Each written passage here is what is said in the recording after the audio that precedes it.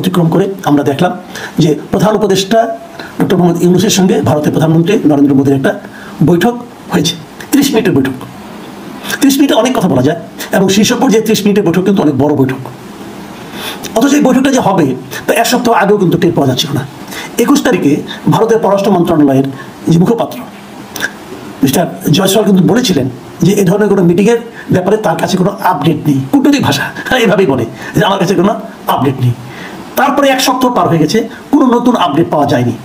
বাংলাদেশ যে বৈঠক করার জন্য চেষ্টা করছে সেটা আমরা জানি। আমাদের পত্রপত্রিকা, আমাদের কূটনীতিবিদরা বহুবার বলেছেন তারা চেষ্টা করছিলেন একটা বৈঠক যাতে হয়। বৈঠকটা প্রয়োজন ছিল, কিন্তু প্রয়োজন ছিল এই কারণে যে ডক্টর ইউনূস দায়িত্ব নিয়েছেন সরকারের প্রায় 8 মাস। এই 8 মাসে যেটা প্রতিবেশী রাষ্ট্র ডক্টর ইউনূসের সঙ্গে নরেন্দ্র মোদীর একবারের জন্য কোনো বৈঠক হয়নি। বা হতে পারে হয়তো এটা একটা প্রেশার ছিল, অথবা পাকিস্তানের প্রধানমন্ত্রী ডক্টর ইউনূসের সঙ্গে ফোনে আলাপ করেছেন, এটাও একটা প্রেশার হতে পারে। হয়তো মোদী ভেবেছে যে তাহলে কি বাংলাদেশ তার হাত থেকে চলে যাচ্ছে কিনা, চীন অথবা পাকিস্তানের দিকে ঝুঁকছে কিনা, এই ঝুঁকিটা তারা নিবে কিনা, এটাও হতে পারে। কেন ঝুঁকিটা নিবে, ঝুঁকির বিনিময়ে তারা কী পাবে, হয়তো এটাও তারা চিন্তা করেছে। হয়তো হাসিনার জন্য এত বড় ঝুঁকিটা তাদের জন্য এখন লাভজনক হবে কিনা তাদের চিন্তা হচ্ছে, এটাও থাকতে পারে। আমি জানি না কী ছিল, কিন্তু এই ধরনের চিন্তা ভাবনা কিন্তু আমাদের মতো মানুষের মনে আসে যে যেখানে গত 7 দিনে একটা কথা হলো না। এমনকি আপনারা দেখবেন, নিশ্চয়ই ছবি দেখেছেন আপনারা, যে ব্যাংকক যাওয়ার পর 3 তারিখে মানে 3 এপ্রিল যখন থেকে নৈশভোজ হয়, সেখানে মোদী এবং ডক্টর ইউনূস কিন্তু পাশাপাশি বসেছিলেন। কিন্তু পাশাপাশি বসলেও, দুজন লোক পাশাপাশি বসলে তাদের যেমন মুখের ভাব থাকে পরস্পরের দিকে একটা আন্তরিকতা ভাব, তা কিন্তু দেখা যায়নি, বরং দুজনেই মুখ চোখ একদম শক্ত করে বসেছিলেন। ওটা দেখেও কিন্তু একটা আমাদের মধ্যে সন্দেহ ছিল। কিন্তু যখন 4 তারিখ বিকেলে আমরা দেখলাম যে হোটেল লবিতে দুজনের মধ্যে একটা বৈঠক হলো, এবং সেই বৈঠকের আয়োজক কিন্তু ছিল ইন্ডিয়া, বাংলাদেশ না। ইন্ডিয়ার আয়োজন করে তারা অপেক্ষা করছিল, সেখানে মোদীর সঙ্গে জয়শঙ্কর ছিলেন তাদের পররাষ্ট্রমন্ত্রী, এবং অজিত দোভাল ছিলেন। মানে ভারতের, আমি তো মনে করি যে এর চেয়ে উচ্চ পর্যায়ের বৈঠক হতে পারে না। এই ধরনের যখন মিডিয়া একটা হয়, সেই মিডিয়ায় কি আলোচনা হলো এত লম্বা সময় ধরে, সেটা নিয়ে কিন্তু মানুষের মনে একটা আগ্রহ থাকে। এবং তারও যে বড় কথা, মিটিংটা হলো কেন, ইন্ডিয়া হঠাৎ করে রাজি হলো কেন? প্রথমত ইন্ডিয়ার মনোভাব এতটা পজিটিভ ছিল না। এর পেছনে কি অন্য কোনো শক্তি কাজ করেছে, অন্য কোনো ঘটনা কাজ করেছে? এটা কিন্তু একটা প্রশ্নই হয়ে থাকবে। কেউ কেউ বলার চেষ্টা করছেন এর পেছনে আমেরিকা একটা ভূমিকা রেখেছে। মিয়ানমারের বর্তমানে যে বাস্তবতা, যে পরিস্থিতি, সেই পরিস্থিতিতে রাখাইনদের যে নতুন ওরা যে মোটামুটি যুদ্ধে ভালো করছে, এই সময় রাখাইনদের কাছ থেকে বাড়তি কোনো প্রেশার আসবে কিনা, অথবা সেই প্রেশার আসার ক্ষেত্রে ভারতের কি ভূমিকা থাকবে, অথবা বাংলাদেশের কি ভূমিকা থাকবে, অথবা চীনের সঙ্গে বাংলাদেশের নতুন যে দিগন্ত উন্মোচিত হচ্ছে, এই সমস্ত নানা বিষয় কাজ করতে পারে বলে অনেকে মনে করছেন।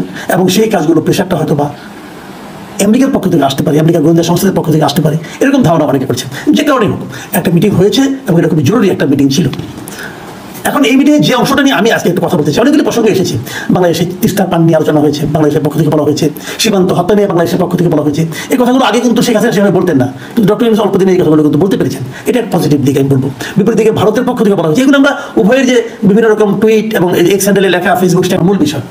আলোচনাটা এই জন্য করলাম যে ভারতের কোনো পত্রিকায়, ভারতের কোনো মিডিয়াতে আমি এই ধরনের প্রসঙ্গ উঠেছিল বলে আমি দেখিনি। আমি মোটামুটি খোঁজাখুঁজি করেছি, আমি দেখিনি। বাংলাদেশের পত্রিকা কিন্তু উঠেছে। বাংলাদেশের কোন পত্রিকা আমি দেখলাম, বাংলাদেশের অনেকগুলি পত্রিকা আমি দেখলাম। এবং সেই পত্রিকাগুলো কাকে কোট করেছে? প্রধান উপদেষ্টার যে প্রেস সেক্রেটারি শফিকুল আলম, তাকে উদ্ধৃত করে তারা বলেছে যে তারা নাকি শেখ হাসিনাকে ফেরত দেওয়ার জন্য ডক্টর ইউনূস নাকি ভারতকে বলেছেন।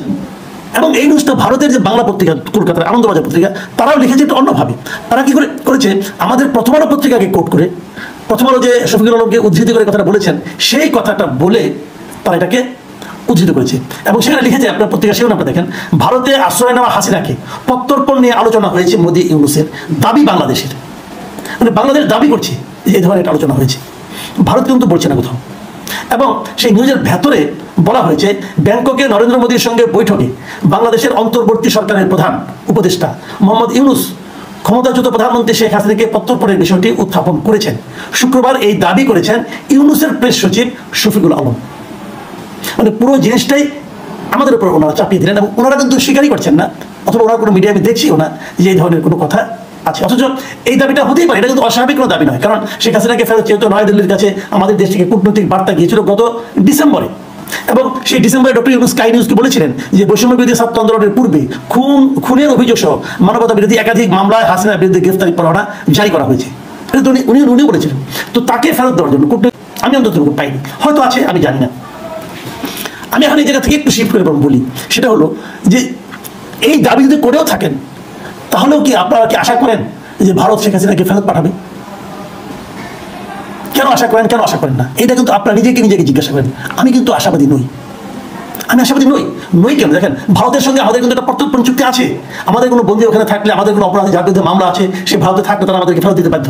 ওই চুক্তি অনুযায়ী আমরাও ওরকম থাকলে তাদেরকে ফেরত দিতে বাধ্য। কিন্তু সেই ক্ষেত্রে হাসিনার ক্ষেত্রে ভারত কি অজুহাতটা নিতে পারে? হাসিনাকে ভারত ফেরত দিতে চায় না, এটা তো বুঝি। কিন্তু না চাইলেও যেহেতু একটা চুক্তি হয়েছে, চুক্তি কিন্তু ফেরত দিতে হয়। কি বলতে পারে ভারত যে আমি ফেরত দিব না? বলতে পারে যে চুক্তিতে একটা ক্লজ আছে। সেই ক্লজটা হলো, যদি আশ্রয়দানকারী দেশ মনে করে যে এই লোককে ওই দেশে ফেরত পাঠালে নিজ দেশে যে এই ব্যক্তি রাজনৈতিক প্রতিহিংসার শিকার হতে পারে, যদি উনি মনে করে, তাহলে তারা নাও দিতে পারে। এই ক্লজটা কিন্তু আছে। সেই কাজটা কিন্তু আমরা করে ফেলেছি। এখন যদি ভারত বলে যে আমরা যাকে ফেরত দেবো সে তো রাজনৈতিক প্রতিহিংসার শিকার হবে, রাজনৈতিক প্রতিহিংসা, এবং সেই গুলিয়ে দেওয়ার সময় সরকারের দিক থেকে কোনো রকম প্রতিবন্ধকতা তৈরি করা হয়নি। কেন করা হয়নি? কারণ ওইটা ভাঙার জন্য সম্পূর্ণ দায় দায়িত্ব নেওয়া উচিত। আমি মনে করি সম্পূর্ণ উস্কানিমূলক কথাবার্তা কি বলেছিল ফ্রান্সে থাকা পিনাকি ভট্টাচার্য, তিনি মানুষকে ওখান থেকে খেপিয়ে দিয়েছিলেন এই বাড়িটা ভাঙার জন্য। আমি তখনই প্রশ্ন করেছিলাম, এই বাড়িটা আপনি ভেঙে কি লাভ করলেন? কি লাভ আপনি করলেন? কোনো লাভ আপনি করতে পারেননি। বরঞ্চ শেখ হাসিনাকে ফেরত আনাটা ডিফিকাল্ট করে দিলেন। যে লোক এত অপরাধ করেছে বলে আমরা দাবি করছি, তার বিরুদ্ধে বিচার চলছে, তাকে তো আনার জন্য প্রয়োজন ছিল। যদি এই বাড়ি আপনি ভাঙতেই চান, সরকার ভাঙতে পারতো যে কোনো সময়। কিন্তু এমন একটা প্রক্রিয়া আপনি ভাঙলেন যেখানে নাকি সরকার কোনো ভূমিকাই রাখলো না, এবং সরকারের অসহায়ত্ব প্রমাণ হলো। যে সরকার এই কথাগুলি বলবে, আমি তা বলছি না, বলুক, এটাই আমরা চাই। আমরা চাই প্রত্যেকটা অভিযুক্ত তার সামনে সে আত্মপক্ষ সমর্থন করুক এবং তার একটা সুবিচার, এটা আমরা চাই। কিন্তু তাকে যদি আপনি আনতেই না পারেন, তাহলে কি লাভ? এই কাজগুলো আমি তখন বলেছিলাম যে পিনাকি ভট্টাচার্য যেটা করেছেন এই কারণে, যাতে নাকি ভারতের জন্য একটা অজুহাত তৈরি করে দেওয়া যায়। এটা তো উনি আবার আমার উপর গোসা করছেন, মামলা মোকদ্দমা অনেক কিছু করতে যাচ্ছেন আমার বিরুদ্ধে, আচ্ছা কোনো অসুবিধা নাই কেন। কিন্তু আপনি পিনাকি ভট্টাচার্যকে আমি বলি, ভাই আপনি যেভাবে বলেন, আপনি এমপি ভারতের কথা বলতে যেভাবে বলেন, আপনি বুকে হাত দিয়ে একবার বলেন তো, আপনার এই কাজটা কি আলটিমেটলি ভারতের পক্ষে যায়নি? গিয়েছে তো। তাহলে লাভটা কি হলো? আপনি এতগুলো মানুষকে ক্ষিপ্ত করে দিলেন, উত্তেজনা তৈরি করলেন, হয়তো আপনার একটু সাময়িক আপনি মনে করেন আপনি বাহাদুরি দেখেন যে আমি ফ্রান্স থেকেই ভেঙে ফেলেছি, কিন্তু লাভটা কি হলো ভাই?